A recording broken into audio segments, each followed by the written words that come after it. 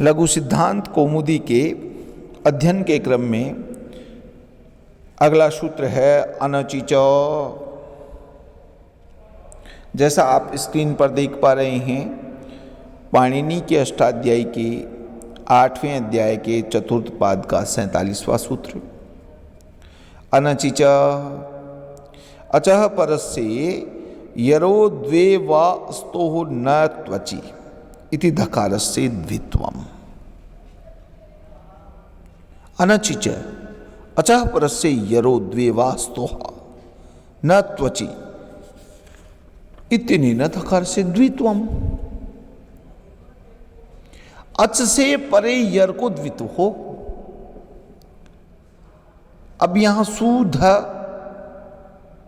ध यर में आता है, तो अच से परे यर को द्वित्व हो, और वो भी विकल्प से एक जगह हो जाएगा, पक्ष में नहीं होगा, विकल्प से हो जाएगा।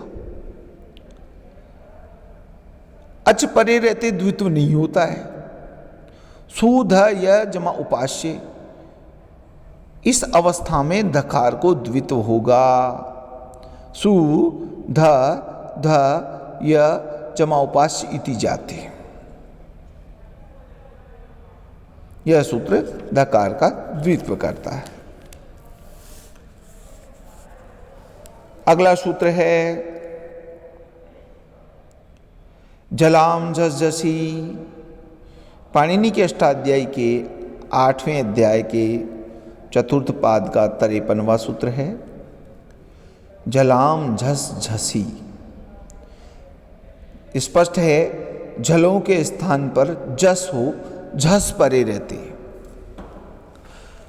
झल प्रत्याहार में आने वाले वर्णों के स्थान पर जस प्रत्याहार में आने वाले वर्ण हो, झस परे रहते।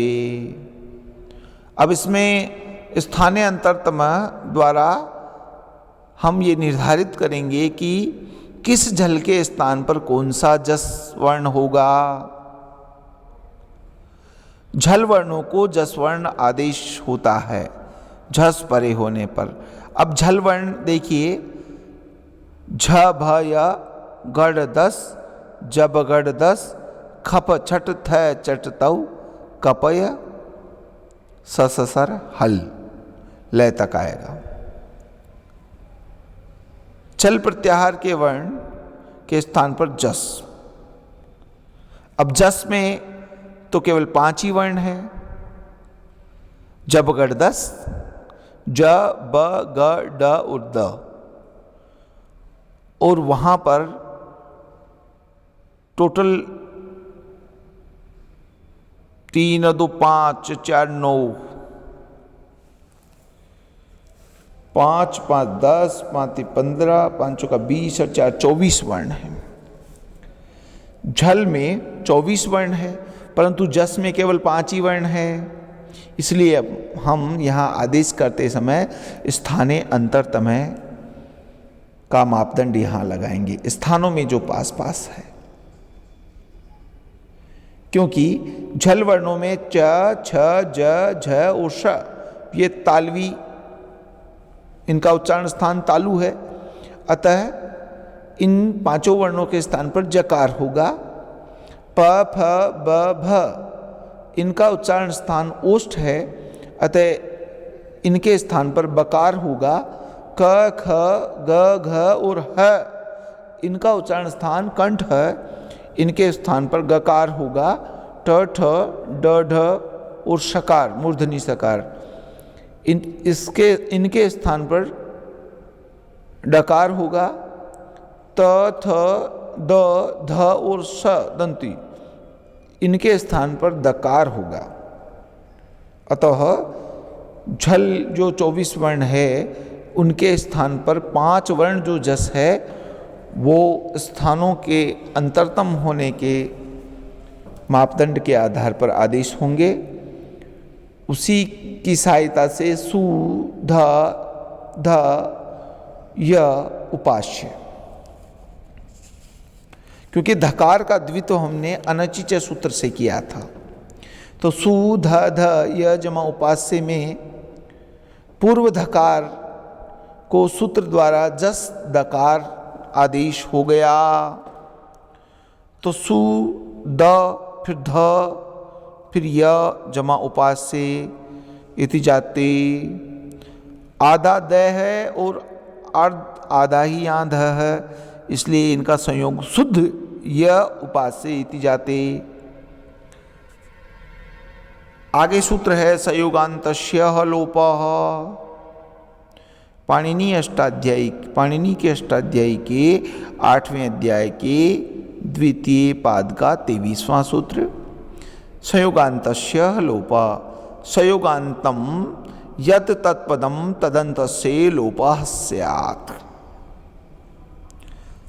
संयोगान्तस्य लोपः, संयोगान्तम यत् पदम तदन्तस्य लोपः स्यात्।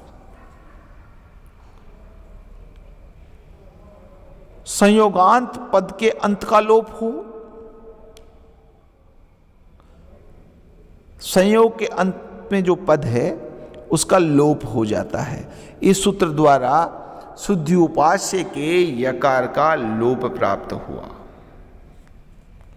जो हमने बनाया था ना, सु द ध य जमा उपास्य।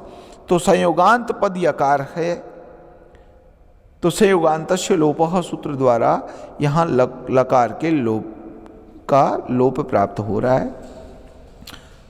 आगे एक सूत्र है अलवन्तस्य।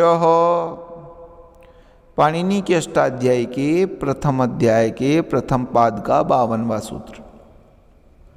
अलवन्तस्य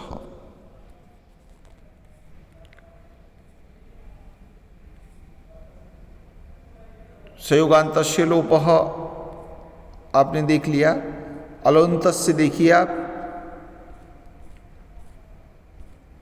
अलवन्तस्य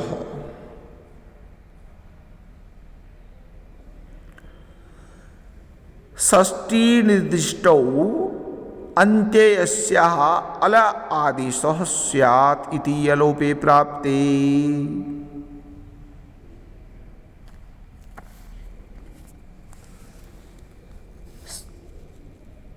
यह परिभाषा सूत्र है। सूत्रार्थ होगा विधि सूत्र द्वारा षष्ठी का निर्देश कर किए जाने वाला आदेश अंत्य अल अक्षर के स्थान पर होता है। षष्ठी निर्दिष्टो अंत्य स्यात् अलादेशः स्यात्। विधि सूत्र द्वारा निर्दिष्ट षष्ठी का निर्देश कर किए जाने वाला आदेश अंत्य अक्षर अल के स्थान पर होगा। इसी के द्वारा यकार का लोप प्राप्त हुआ। परंतु यहाँ एक वार्तिक है, यणः प्रतिषेधो वाच्य। ये वार्तिक इसका इस प्राप्त लोप का निषेध कर देता है। यणः प्रतिषेधो वाच्ये,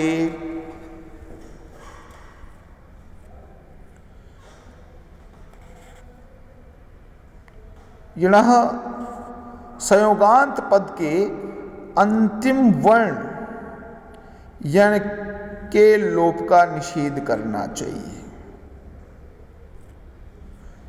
वार्तिक ये कहता है कि जो संयोगांत पद का लोप प्राप्त हुआ था, उस संयोगांत पद के अंतिम वर्ण में यदि यण है तो यण के लोप का निषेध करना चाहिए। यण है तो उसका यणः प्रतिषेधो वाच्य। यदि संयोगांत पद में यण हो तो उसका लोप न हो, इसलिए यकार का लोप नहीं हुआ। और शुद्ध्युपास्य की सिद्धि करते समय हमें सु द ध य जमा उपास्य हो जाएगा। यहाँ धकार का द्वित्व भी हमने विकल्प से किया था, इसलिए शुद्ध्युपास्य के कुल 4 रूप बनेंगे। शुद्धि जमा उपास्य, शुद्धि उपास्य विद्वानों के उपासनीय, इत्यवस्थायाम तस्मिन् निर्दिष्टे पूर्वस्य एवं स्थाने अंतरतम। इन दोनों सूत्रों की सहायता से इको यणची सूत्र द्वारा सुधि के इकार के स्थान पर यण यकार हुआ। सुध य उपास्य, इस अवस्था में अनिचिच सूत्र द्वारा धकार को द्वित विकल्प से हुआ। तो सुध ध य जमा उपास्य इति जाते। जलाम झसी सूत्र द्वारा पूर्व धकार को जशत्व दकार होने पर सु द ध य जमा उपास्य बनता है।